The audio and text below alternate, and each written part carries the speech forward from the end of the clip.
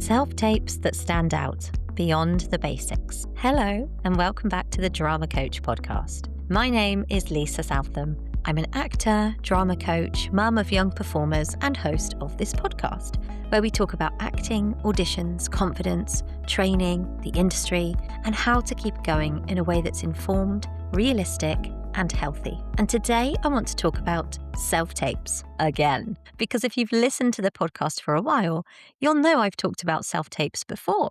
I've talked about them in solo episodes, with guests, with agents, with performers, and I've recorded an episode about self-taping for the 98% podcast as well. So you might be thinking, Lisa, how much can we possibly say about self-tapes? And the answer is quite a lot, actually, because self-taping is not just one skill. There's the beginner version, where you're learning the basics, where to put the camera, how to light yourself, what a reader is, how to frame yourself, how to slate, how to send the file, how not to panic. And all of that is important. But then there's the next stage, the stage where you can do a tape. You know where to stand.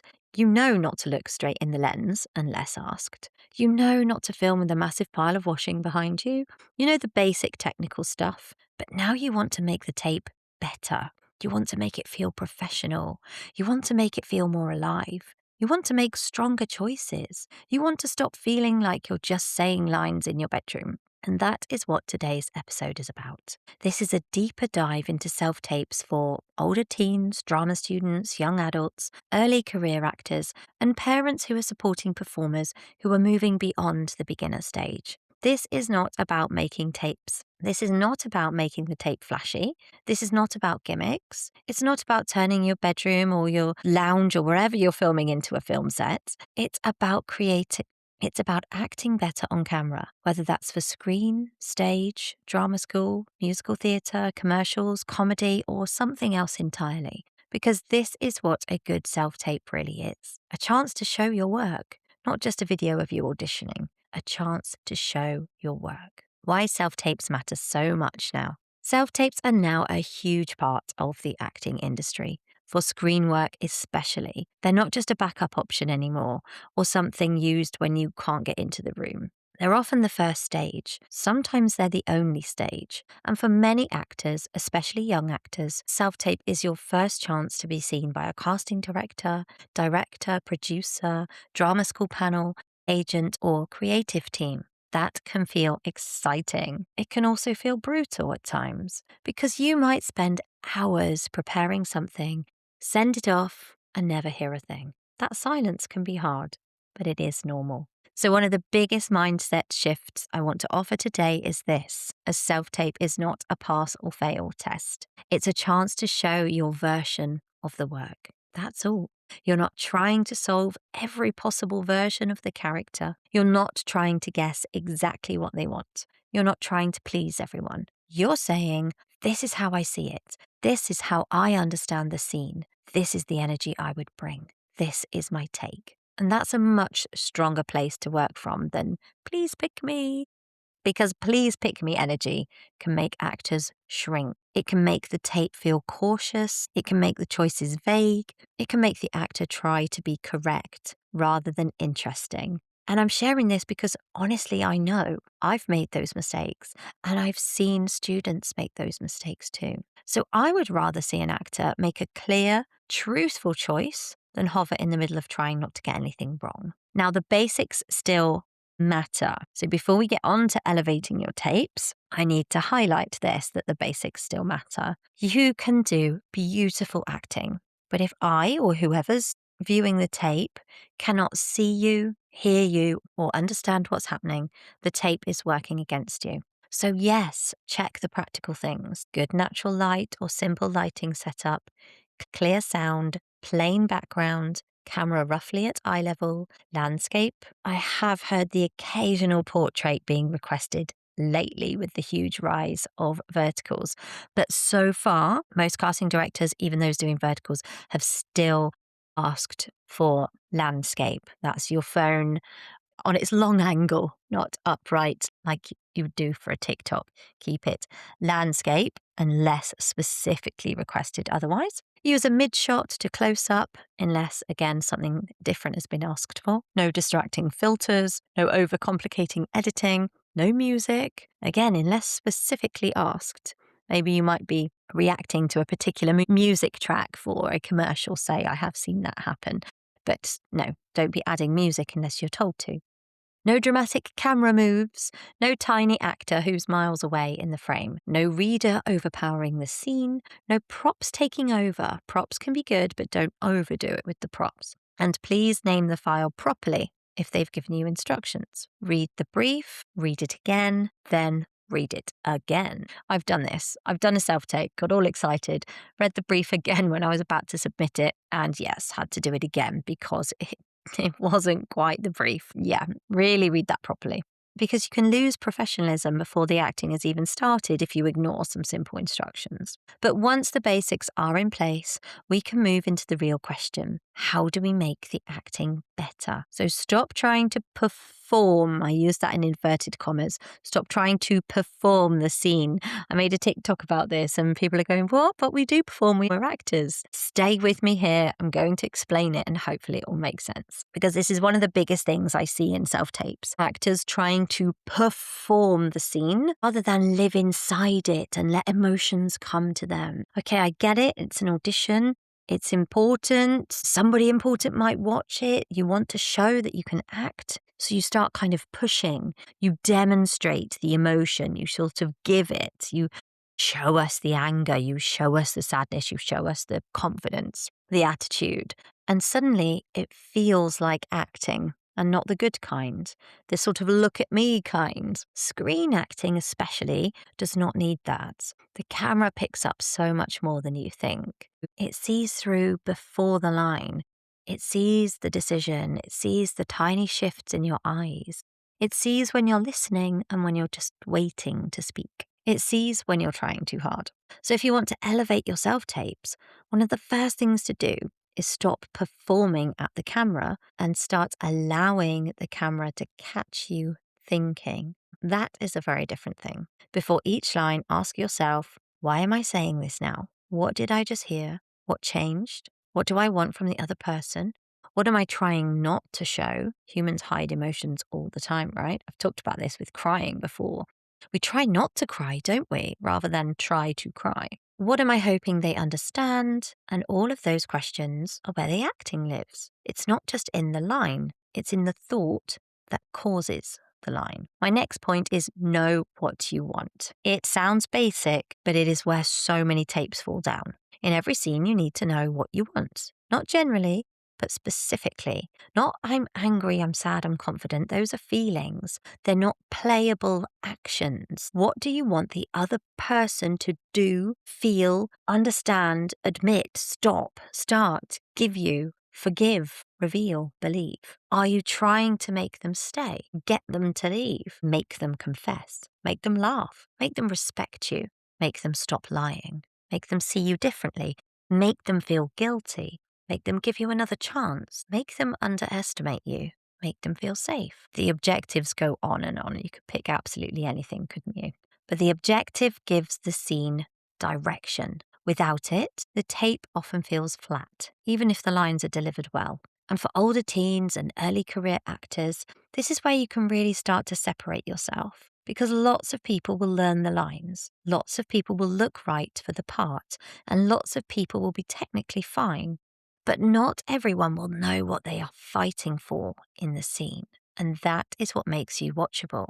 Don't play the mood, play the action. If the scene says you're upset, don't just be upset. If the scene says you're furious, don't just be angry. If the scene says you're nervous, don't just act nervous. Just like I said before, ask, what am I doing with that feeling? Am I hiding it? Am I using it? Denying it? Covering it with humor? Trying to stay in control, trying to make the other person feel bad, trying to keep the conversation normal, trying to escape, trying to win. Because in real life, we often do not want to show exactly what we feel, just like I said about crying. We mask, we deflect, we joke, we attack, we soften, we pretend we are fine, we change the subject, we try to hold it together. That is so much more interesting than simply showing the emotion. A young actor who understands that will immediately feel more mature on screen. So if you get an emotional scene, resist the urge to go straight for the tears, the rage, or the collapse. Ask, what is the character doing to survive this moment? That is so much more playable. My next point is the reader matters, but they're not the star. Your reader matters. A good reader can help you act properly. A bad reader can make the tape harder. But the reader's not the star of the tape, if you like. They do not need to perform like they're also auditioning. They need to give you enough to work with. A clear voice, good pace, not too loud, not too flat. Not a full performance unless that genuinely helps you.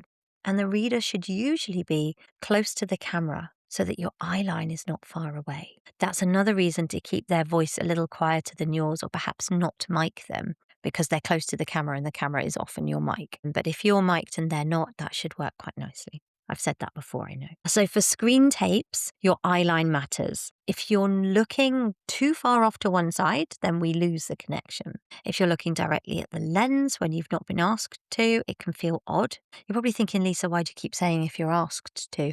Perhaps it's a commercial, or perhaps it's the slate introduction and you are aiming straight at the person who's watching it. So as I said, it can feel odd because it becomes like a direct address. And when you're watching TV, when you're watching realistic movies or series, they're not looking directly at the camera, are they? They're looking like they're looking at the other character that they're talking to. So usually you want the reader just to the side of the camera so that your face stays open and we can see your eyes. And if there are two people in the scene, keep it simple. You don't need to create a whole map of the room. We just need to understand where your focus is. Don't overcomplicate these eye lines. Do not act with the wall unless you have to. Do not constantly flick your eyes everywhere because that can get really crazy. Unless the scene demands it, of course. Make it clean, make it intentional. Next, make the room real. I talk about this a lot with younger students. I think in one of my podcasts, I was giving the example of being in a forest and moving the branches and imagining it all around.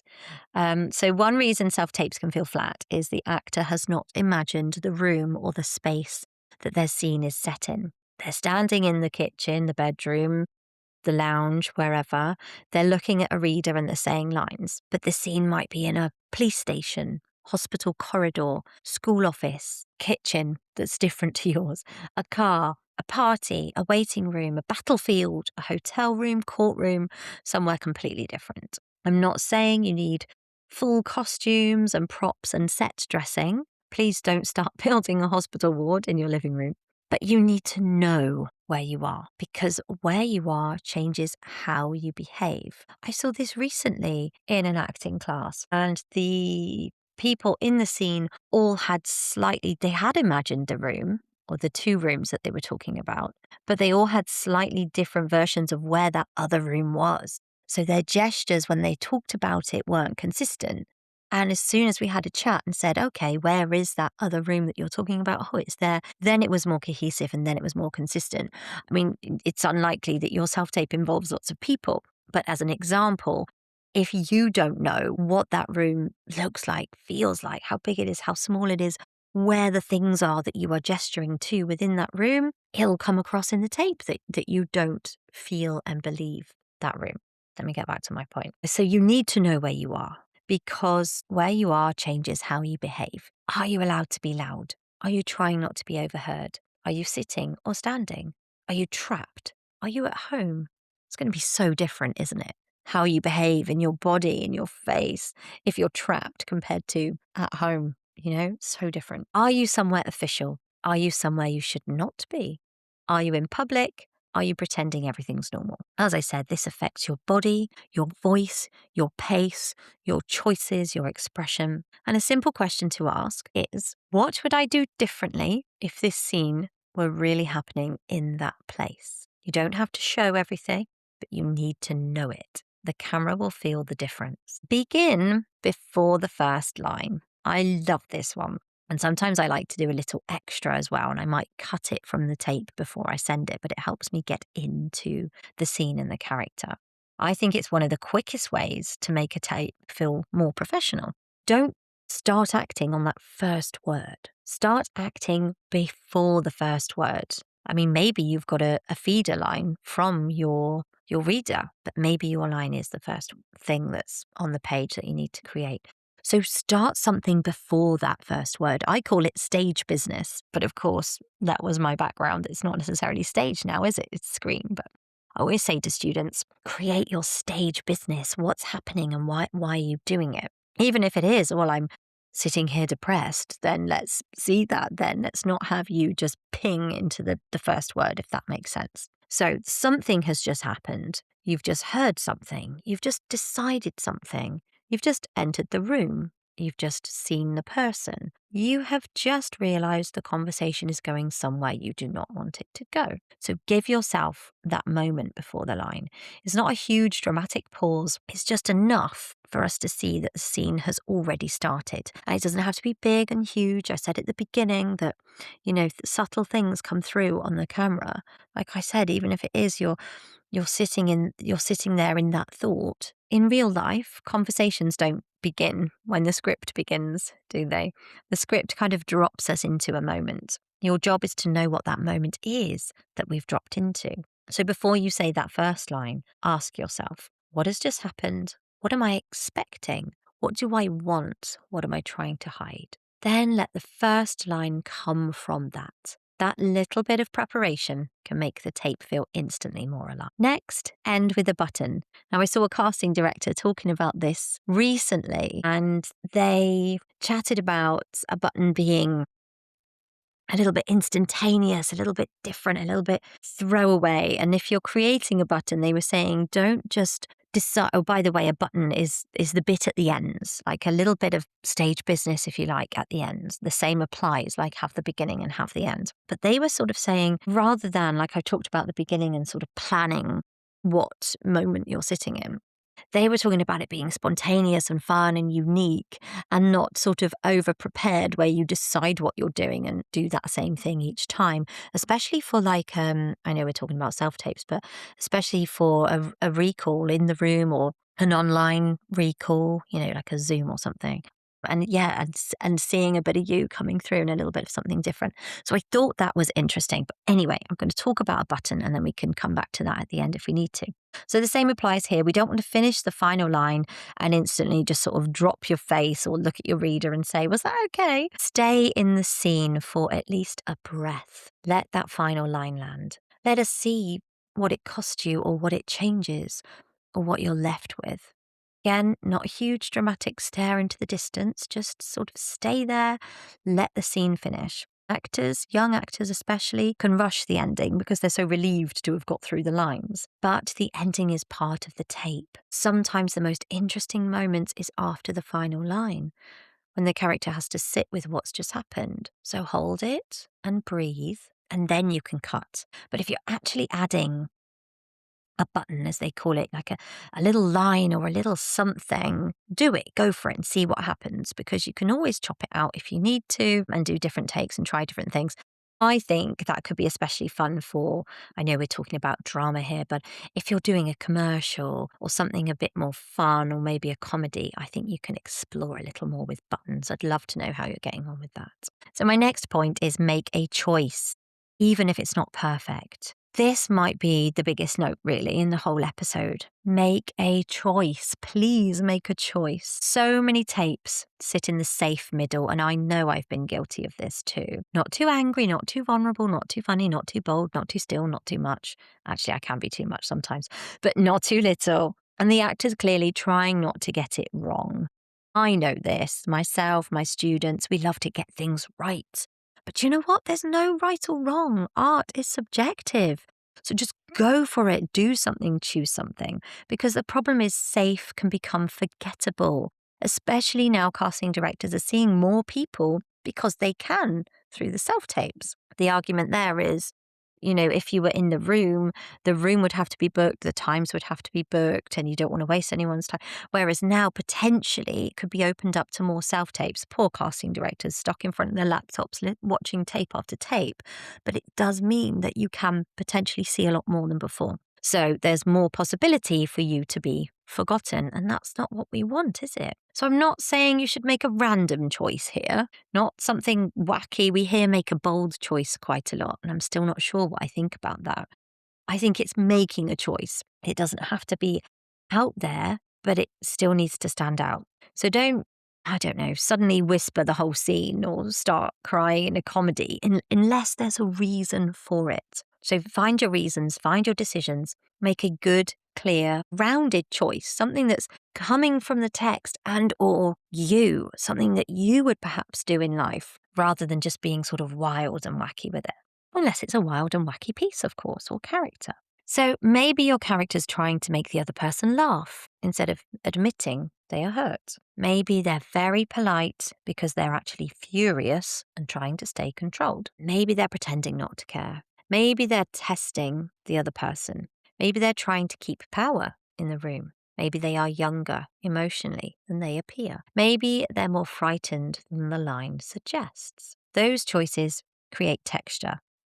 And actually, a fun thing you can do in your rehearsal, I like to do this, is to make your decisions and then go, okay, what's the opposite? So this character is clearly breaking up with the other one and is totally done with this relationship. We can tell that from the lines. But what if they actually see them and then decide they still want to be together, even though the lines are the different, it would play differently, wouldn't it? Or I'll try and think of another example. I think the hiding one is always good because that's a good human nature, isn't it? To try and hide your emotions. So you're like, yeah, this character is absolutely furious. So let's play it the opposite. Let's play it really, really calm and see and play and have fun.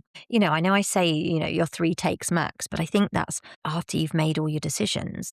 Maybe you would actually like to do an extra take where it's completely different and you watch it back. And maybe you send 2. If you've got an agent, they can help you out with that as well. So my point was, even if the casting team ultimately want something different from what you send, they can see there's an actor who thinks this through and has depth and is interesting. And I think that matters because you could get lost in a nice, good, clean tape. There might be loads of people like that. Whereas if you've made a decision, a choice, you have potential to stand out. My next point is don't copy the obvious version. When you read a scene, the obvious version usually jumps out first. The angry scene, the crying scene, the sarcastic one, confident one, the villain, the victim, the mean girl, the worried mum, the cocky teenager, the awkward student, the best friend, the bully, the teacher, the police officer. And sometimes the obvious version is the right one, but often the more interesting version is just underneath it. So ask, what is the opposite possibility? Talked about that earlier, didn't I? If the line looks angry, what if I'm trying to stay calm? If the line looks confident, what if I'm covering panic? If the line looks rude, what if I'm hurt? If the line looks funny, what if the humor is a defense? If the line looks vulnerable, what if I'm desperately trying not to be vulnerable? This does not mean twisting the script into something it's not. It means looking for human complexity. Real people are rarely just one thing, and good screen acting often lives in contradiction. The person who says, I'm fine, when they're clearly not. The person who smiles because they are about to break. The person who makes a joke because the truth is too uncomfortable. The person who goes still instead of exploding. That is interesting. That is watchable. Understand the genre.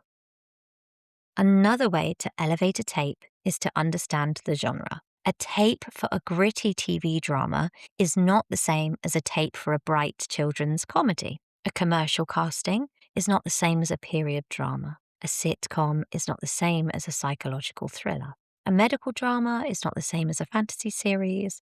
A soap scene has its own rhythm. A mockumentary has its own rhythm. A theatre audition on tape may need a different energy from a screen audition. So before taping, think, what world am I in? What kind of acting does this project need? How real is the tone? How heightened is it? How fast is the pace? How much stillness can I use? How much energy is appropriate? If you have the project title, look it up if you're allowed to. Watch a trailer, watch a clip, understand the tone. If it's a new project and you don't have much information, then look at the writing. Is it naturalistic, stylized, comic, emotional, dark, heightened, formal, fast-paced? The tape should feel like it belongs in the world of the project, not like the actor is doing the same audition style for everything. Self-tapes are not only for TV drama. I should also say here, when I talk about self-tapes, I know I can sometimes drift towards talking about TV drama because that is where self-tapes are so common now, and because screen acting is such a big part of the conversation. But of course, self-tapes are not only for TV drama. You might be self-taping for a first-round drama school audition. You might be taping a monologue for a theatre course. You might be sending a song for a musical theatre audition. You might be taping a comedy scene. You might be doing a commercial casting. You might be filming a voiceover-style read, a presenting piece, a duologue, a Shakespeare speech, a contemporary monologue, or something for a youth theatre, agent, or open casting. And each of these tapes may need a slightly different approach. A TV drama tape usually needs truth, stillness, thought, listening, and a strong sense of the camera picking up small details. A theatre or drama school monologue on tape may need a little more vocal and physical energy because you're showing how you handle text, space, thought, and structure. And it's for theatre, which is going to be viewed very differently from TV. The audience are a lot further away than somebody watching TV in their lounge. A comedy tape needs rhythm, truth, and timing, not pushing for laughs, but understanding the situation clearly enough that the humour lands. A commercial tape often needs clarity, warmth, natural energy, and an ability to be direct, relaxed, and watchable very quickly. And a voice or presenting tape may need a different kind of connection again, often using the camera or microphone more directly. So the question is not just, how do I do a good self-tape? The better question is, what kind of self-tape am I making? What is it for? Who is watching it? What do they need to see? Are they casting a role? Assessing training potential? Looking for personality? Checking vocal skill? Testing comic timing? Looking for screen truth? Seeing how I handle a speech? The purpose should affect the tape. The foundations are the same: preparation, clarity, connection, truthful choices, and following the instructions. But the style may shift. So before you tape anything, pause and ask, is this for screen, stage, musical theatre, comedy, commercial, drama school, voiceover, or something else? Because once you know that, you can make better choices. Not bigger choices, necessarily, but better choices, more informed, clearer. Next, let's talk about wardrobe. Suggest, don't costume. Let's talk about clothes. For self-tapes, wardrobe should suggest the character without becoming fancy dress. If you're auditioning for a doctor, you don't need to wear a stethoscope. You might choose to, but you don't need to.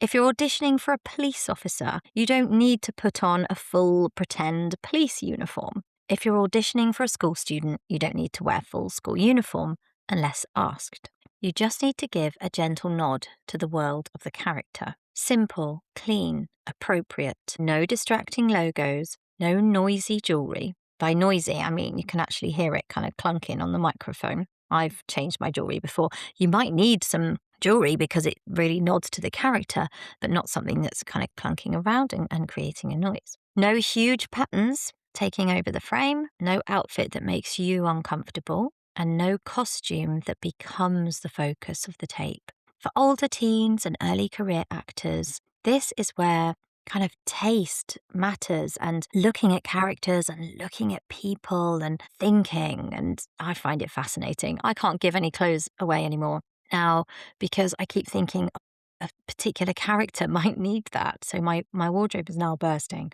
I should really sort that out.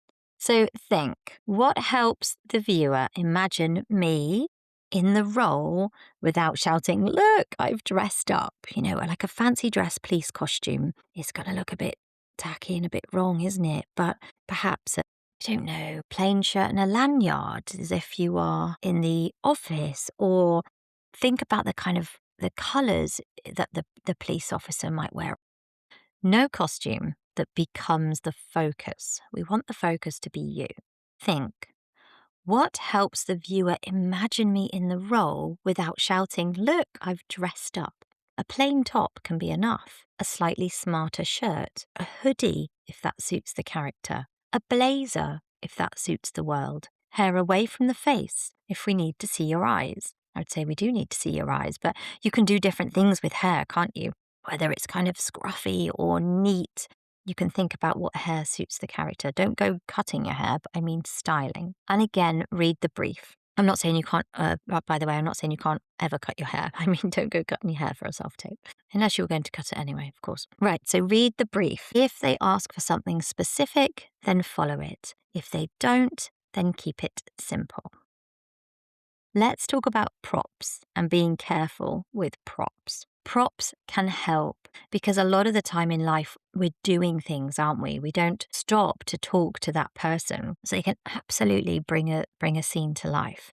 But they can also ruin a tape. A phone, a cup, a bag, a letter, something useful, something that you're doing or referring to, that can be great. But if the prop or props become fiddly, noisy, or distracting, I would say get rid of it.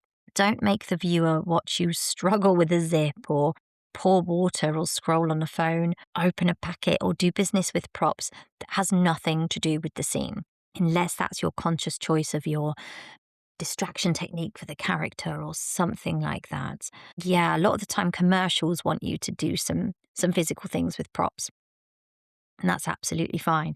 But if you're choosing just to throw a prop in there, try and think why you're doing it. Oh yeah, that's my next point. If you use a prop, know why. Does it help the action? Does it help the relationship? Does it give you something truthful to do in the scene or to connect with? Or are you just using it because you don't know what to do with your hands? Screen acting can be very still. That can feel uncomfortable at first. But stillness isn't emptiness. Stillness can be full of thought. So don't just add props to avoid stillness. Learn to be still with intention. But if your character is that busy, distracted character, then sure, add props. Practice with them, make it feel natural. So I think I've given you sort of two things there. Don't overuse props. Read the brief. Obviously, if you need something, use it. And with all of your choices that we talked about at the beginning, the genre, what your character's doing or trying not to do, think about your props within that. Hopefully that will help. The slate, then. Slates vary depending on the casting. Sometimes they ask for name, height, location, that's general location, agent, availability, profile shots, full-length shots, hands, accents, anything really.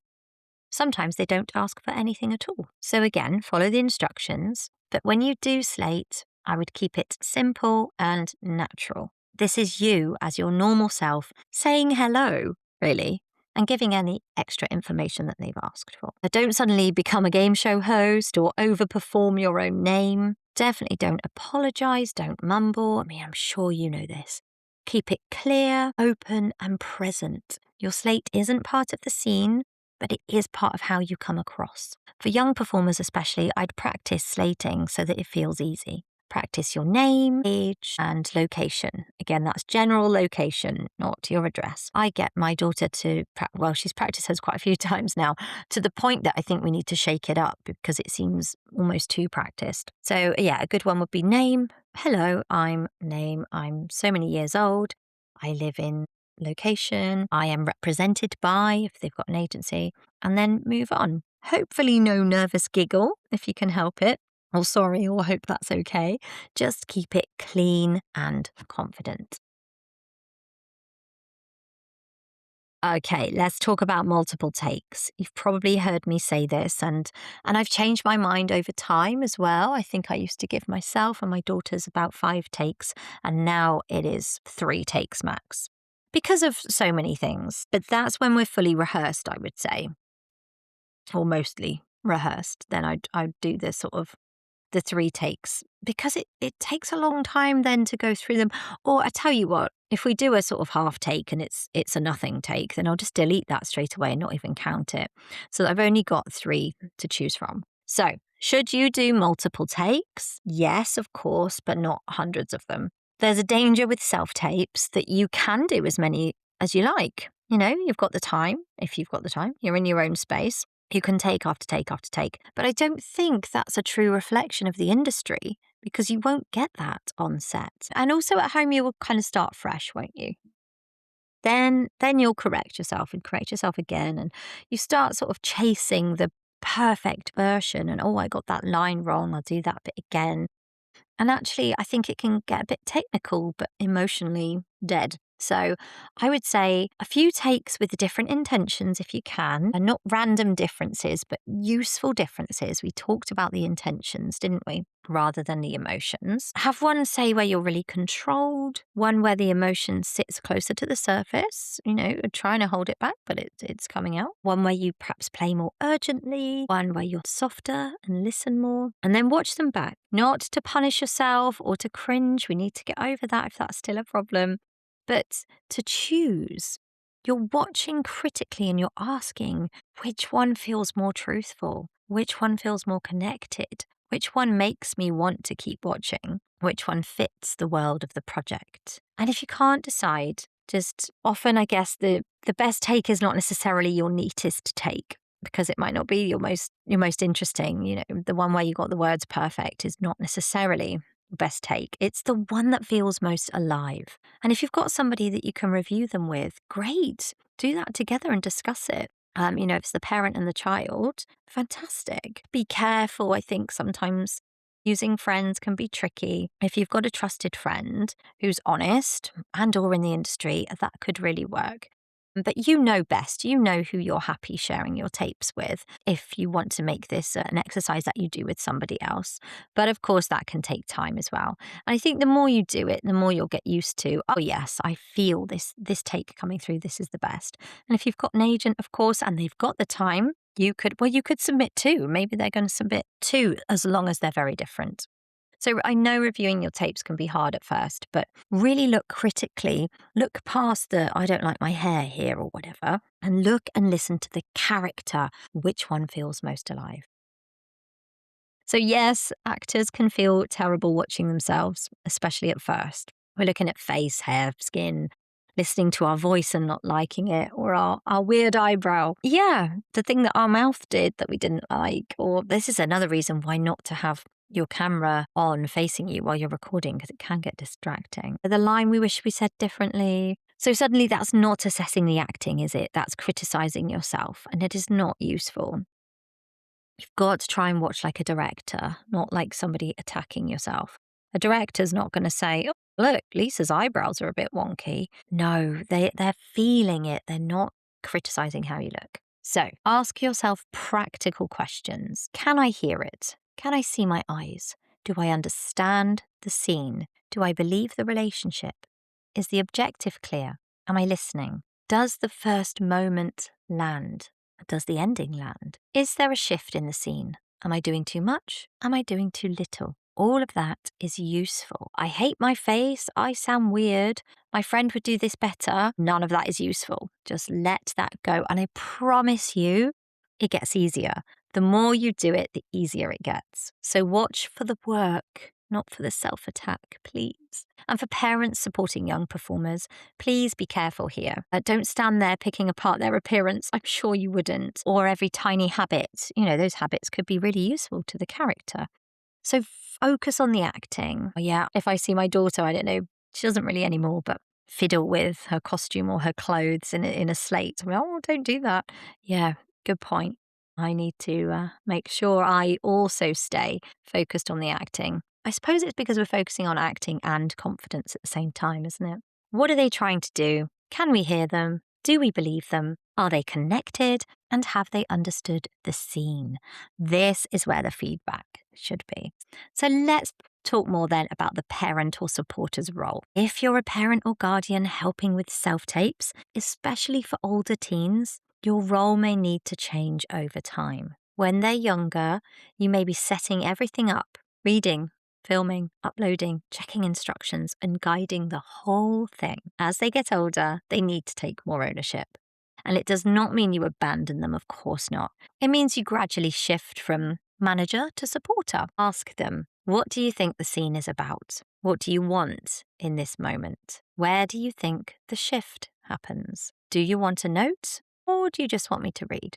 Do you want to watch it back together? I think that last one's important. Not every actor wants a parent commenting immediately, especially teenagers. Sometimes too much parent input can make the tape tense. So be useful, be calm, be practical, and don't make the audition feel bigger than it is. The emotional temperature in the room matters. If the parent's panicked, then the performer will often absorb that. If the parent's desperate for the role, the performer feels it. If the parent is over-directing every line, the performer can lose confidence. So keep it steady. The aim's not to create a perfect tape at any cost. The aim is to help the performer do their best work and then let it go. So for the older teens, take ownership.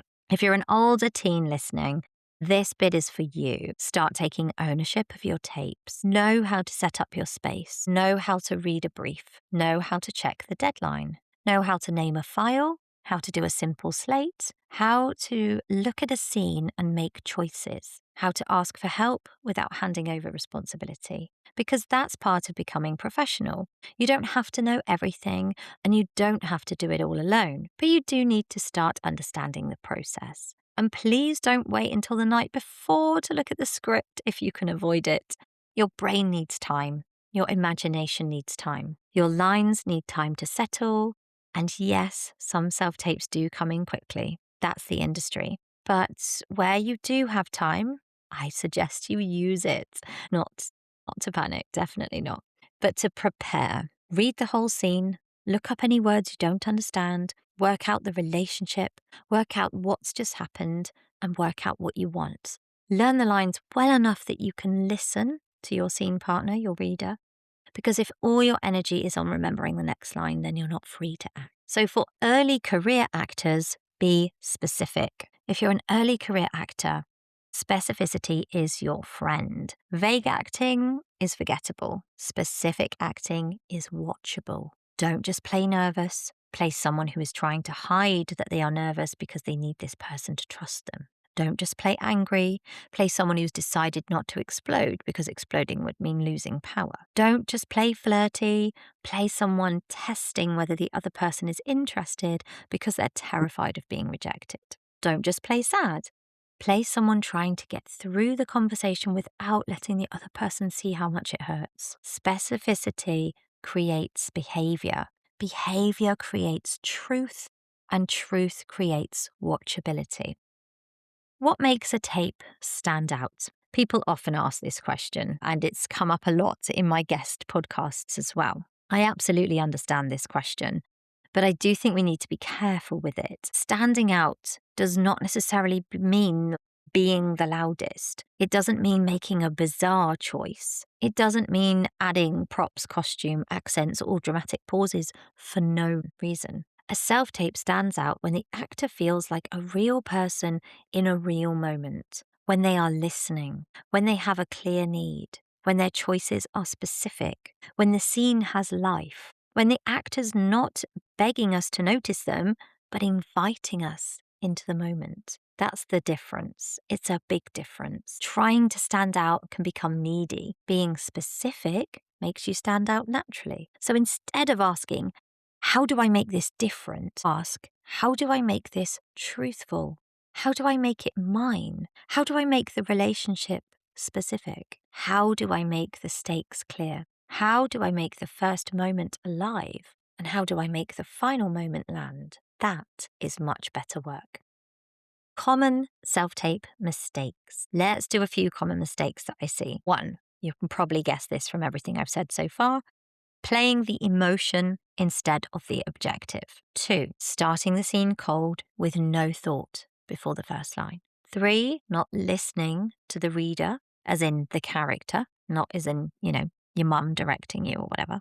Although that could be useful too. 4, looking too far away from the camera and then the eyes and the facial expression getting lost. 5, doing too much movement. 6, using props that distract. 7, ignoring the brief. 8, sending a tape with poor sound. 9, apologizing in the slate. Don't do that, even if it's like, oh, sorry, I'm on holiday, so I've had to do it here. Be proud. Be like, hi, I'm on a holiday, so I've created the best I can do for you here. Don't make it an excuse. Make it exciting, make it part of you. Number 10, doing so many takes that the final version loses all spontaneity. 11, I've got 12 points for you. 11, choosing the neatest take instead of the most alive one. And 12, making every role sound like the same version of you. That last one is worth thinking about. Because as actors, we all have habits. Well, as humans, we all have habits. We have a rhythm we fall into, a way that we pause, a way that we smile, a way we show emotion. And a self-tape can expose those habits. And they can be really useful if they suit the character. So use these habits as information, not shame, not, oh, I don't like it when I do that. Choose whether to do it or not. Begin to hone your craft and understand yourself and understand these characters. If every tape has the same energy, then ask yourself, and again, I sound like I'm saying don't be yourself. I want you to be yourself. But different tapes will have different purposes, won't they? Your commercial tape is going to be different to your gritty drama self-tape that you've got. So use yourself, use your personality. Don't try and become someone else. Use these traits, but make them, tweak them for the style of the tape and the style of the piece. I hope that helps. So what does this character need that the last character didn't? And that's kind of how you grow. So to develop and to add to all of this. So let's talk about when you don't get the role. And I've got a whole solo episode on this if you need it. Most self-tapes do not lead to the job. If you've been listening to this podcast for a while, I think you know that by now. This is not negativity, it's reality. And if you are going to keep doing this, you need a healthy relationship with not getting things. It can be hard. I know it can be really, really hard, the disappointment, but we need to have a good, healthy balance with this. You can do a brilliant tape and not get the part. You can be right for the role and still not get it. You can be shortlisted and never know. You can be loved by casting and still not be the final choice. You can lose a role because of height, age, availability, accent, chemistry, location, budget, schedule, family resemblance, broadcaster preference, or something you will never know about. Maybe something changes in the brief even. Maybe you were perfect and then you're not, or vice versa. Things change. But that is why your self-worth cannot depend on the result of any tape. The win is not just when you book something. The wins can be, I prepared properly, I understood the scene, I made a clear choice, I improved my self-tape setup, I learnt something about screen acting, I sent it in on time, I did not spiral afterwards, I let it go. That's progress. And progress matters. There are wins you probably don't even know about, like casting liked you and are remembering you for a future role, perhaps. And you'll never know until that comes around. So keep doing what you're doing and don't let rejection be personal. It is part of the industry. And again, I have a whole solo episode about reframing rejection. So go back and check that out if you need it. So let's do a simple self-tape checklist then before I wrap up. Have I read the brief properly? Do I know who I'm talking to? Do I know what I want? By I mean the character. Do I know what has just happened before this scene starts? Do I know where I am? Do I know the tone of the project? Have I made a clear choice? Am I listening or just waiting for my line? Can the camera see my eyes? Can the viewer hear me clearly? Is my reader helping without taking over? Have I kept the setup simple? Have I allowed the final moment to land? Have I named and sent the file correctly? And after that, let it go. Honestly, send it, let it go. Move on with your life. Get to school, to work, go for a walk, watch something good, do another scene, keep training.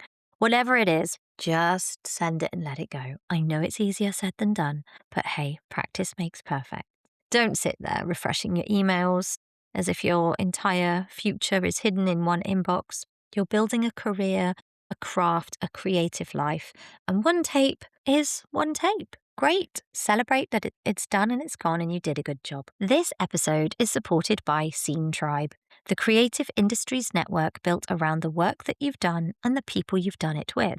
And actually, self-tapes connect really naturally to that bigger conversation about visibility. Because a self-tape is one way of being seen, but your creative profile, your credits, your training, your collaborations, your relationships, and your body of work also matter. Scene Tribe is designed to help creatives build profiles around real work and real connections, not just a flat list of credits, but the people and productions behind them. And with under 18 parent-managed profiles now available, it's also becoming a really interesting space for young performers and their families to explore safely and thoughtfully. You can find out more at scenetribe.com. Right, let's get back to the episode. So if you are working on self-tapes at the moment, I hope this episode helps you move beyond the basics. Yes, get the technical things right, but then come back to the acting.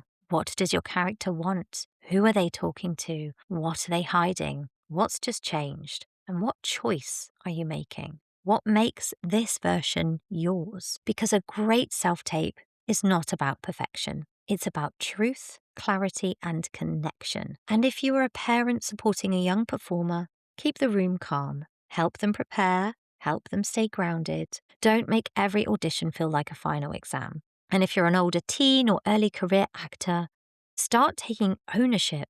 Learn the craft. Learn the process. Make clear choices and keep going.